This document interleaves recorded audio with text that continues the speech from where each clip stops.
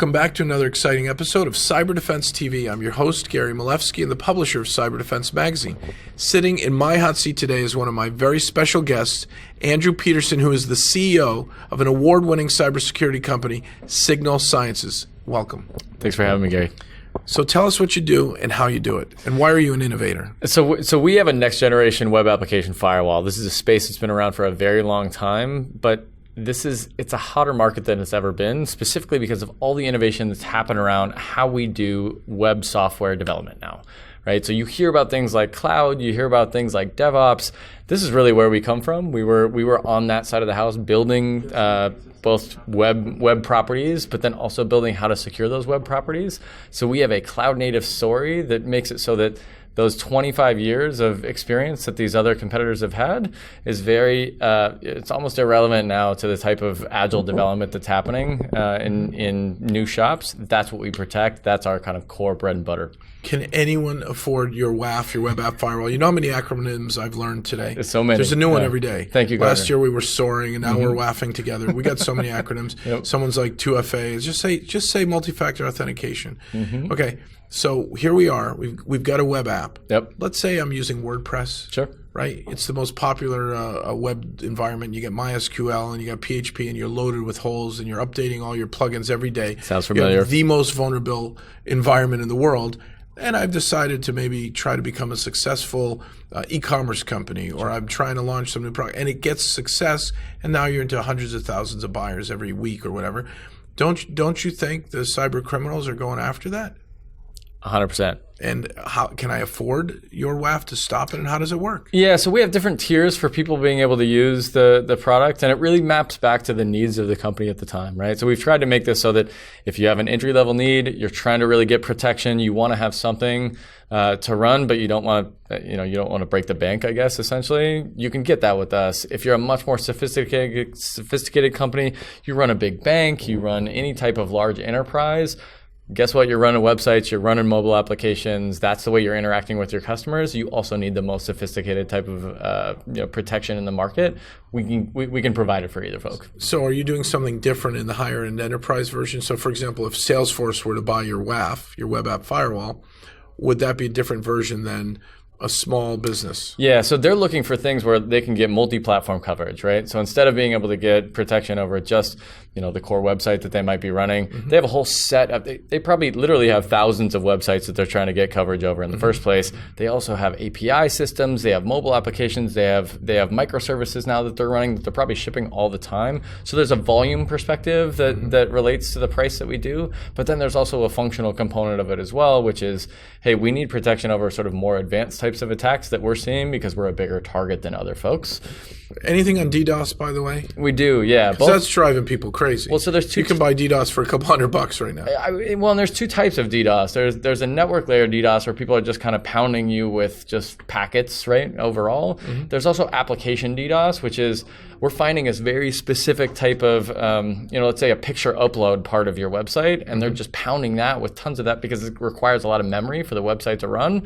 It can take a website down by just attacking that one specific part of the application. So we provide protection over both sides of that. Now, there's been all these things. MITRE has the CVE program. There's common weakness and exposure and common vulnerability and exposure. There's all these different programs. There's OWASP. The list goes on. There's ATT&CK, right, which is hot. Yep. The common methodologies of exploitation. Are you pulling all that in? And are you doing a WAF that's the next gen?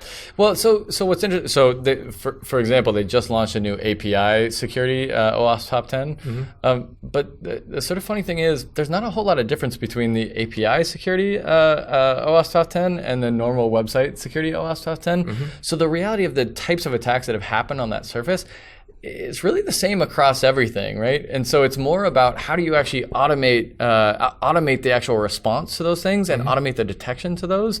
That is the big differentiator. So instead of having somebody that's sitting behind, computer screen looking at all the alerts of the different regexes that are, hitting, okay, this was an attack, this was an attack, this was an attack. We've really invested a lot in building automation using things like, machine learning to be able to identify those things so that you don't have to have a person behind looking at everything that's coming through. Do you have a proof of value that I can get tomorrow? Is there a demo? How can I get going with it? Free demos. Anybody can come through. You can actually do free POCs with us as well. Pause. free POCs. Website is? Signalsciences.com. Signalsciences.com. Okay, let's get back. Free POCs. That's what I like to hear. I mean, we want to get people with hands on the tech. When people are getting their hands on our technology, we're winning against any competition 80% of the time right now. That's fantastic. It's because they can see the difference, right? And again, in a space that web application firewall, it's been around for so long, so most people are sort of, oh, well, I've seen all of this. Come to us. We'll show you something new. Last question. You're in my hot seat, but I want to make it a hotter question. But where are you running? Are you running in your cloud in front of mine? Are you running where I have to redirect traffic, or am I changing my DNS? Or can I install you in, let's say, my WordPress or whatever environment I'm on? I mean, it's a great setup, right? Because this is one of our big differentiators, is that we give you lots of different options. The reality is the days where the security team can go and tell the application team and sort of dictate to them how their infrastructure needs to look to use their security, control, those days are over. The app team is just going to say like, hey, good luck. We're not installing that thing. It doesn't work with our app stack, right? So for us, this is a huge lesson learned to say, we need to actually give them a menu of options where they can choose what works best for them. So you can install with DNS, you can use a reverse proxy, you can install in containers, you can install in Istio even now. Wait, another new acronym. What's that? Istio it's a type of service mesh. So it's Istio and Envoy are two different sort of service mesh offerings that people have. But the reality is people need choice because the app teams don't want to be beholden to any specific type of architecture either today, or guess what? That might be changing many times in the future.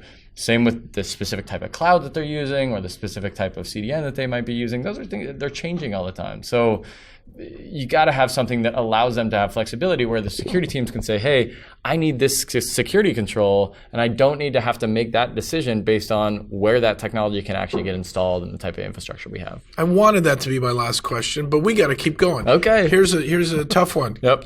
I asked if I could afford you. Are you willing to share pricing? I mean, after my free demo, what do I got to do, and what do I got to pay? Yeah, so the pricing is it's pretty variable depending on both the size of the company, but then it's actually not. Can an SMB afford you, or do you do an MSSP deal or something? They can, yeah. So it's mostly through the actual volume of requests that's going to your website itself. Okay. So if you have a smaller website in terms of the total request volume that you're getting, the price is going to be a lot lower. I'm not going to name numbers, but what if you have 5 million a month hits and growing?